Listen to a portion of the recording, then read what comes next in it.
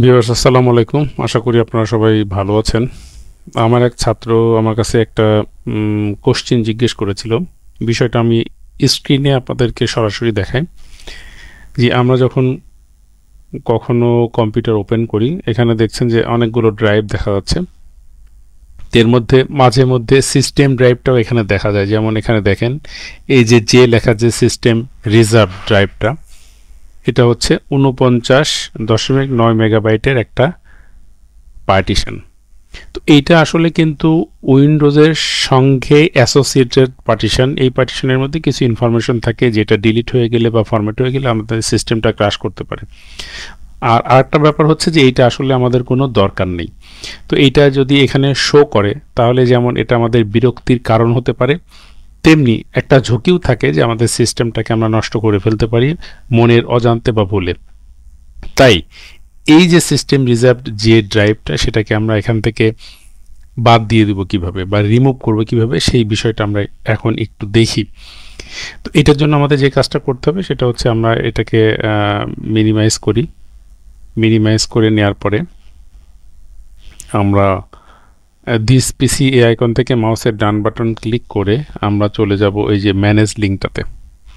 Manage লিঙ্কটাতে যাওয়ার পরে আমাদেরকে আসলে একটা নতুন লোকেশনে নিয়ে যাওয়া হবে।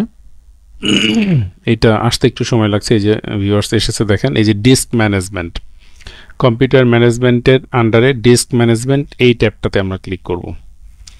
ক্লিক করার পরে আমরা এখানে খেয়াল করে দেখেন এখানে ভলিউমগুলো শো করছে। তো এর মধ্যে যেটা ছিল, আমি যেটা বলছিলাম যে ভলিউম সিস্টেম রিজার্ভড, এই যে এটাতে আমরা ক্লিক করব। ক্লিক করার পরে মাউসের ডান বাটন ক্লিক করে আমরা এখান থেকে যে কাজটা করব সেটা হচ্ছে যে change drive letter and paths, এটাতে ক্লিক করব। করার পরে এই যে ড্রাইভটা এখানে সিলেক্ট হয়ে আছে, এটাকে আমরা জাস্ট রিমুভ করে দেব, অর্থাৎ ড্রাইভ লেটারটাকে রিমুভ করব। এখানে ভয়ের কোনো কারণ নেই। আমি আশা করছি এটাতে আসলে কোনো প্রবলেম হবে না। আমরা তারপরে এটা ফিজিক্যালি একটু দেখি যে এটাকে আমরা রিমুভ করি।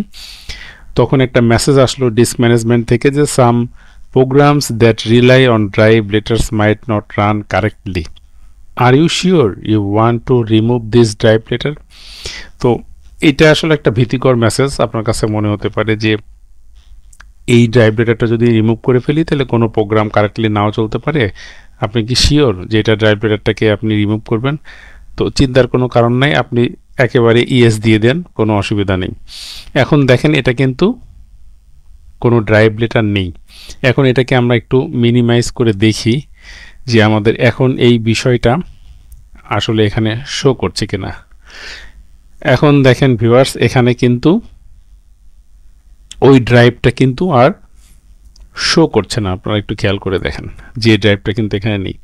এছাড়াও দেখেন এখানে আরও একটা ড্রাইভ রয়ে গিয়েছে, এই যে লোকাল ডিস্ক কে 82.6 MB ফ্রি অফ 545 মেগাবাইট।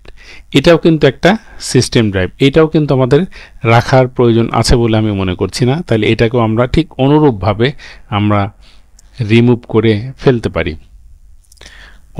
আমরা এটাকে রিমুভ করে ফেলতে পারি। সেই জন্য আবার আমরা ওখানে যাচ্ছি। এটা ছিল হচ্ছে কে ড্রাইভ। এই যে কে ড্রাইভ 546 MB ক্যাপাসিটি কে ড্রাইভ, এটাকেও আমরা ডান বাটন ক্লিক করে চেঞ্জ ড্রাইভ লেটার অ্যান্ড পাথের মধ্যে গিয়ে কেটাকে ক্লিক করে আমরা এখানে রিমুভ করব।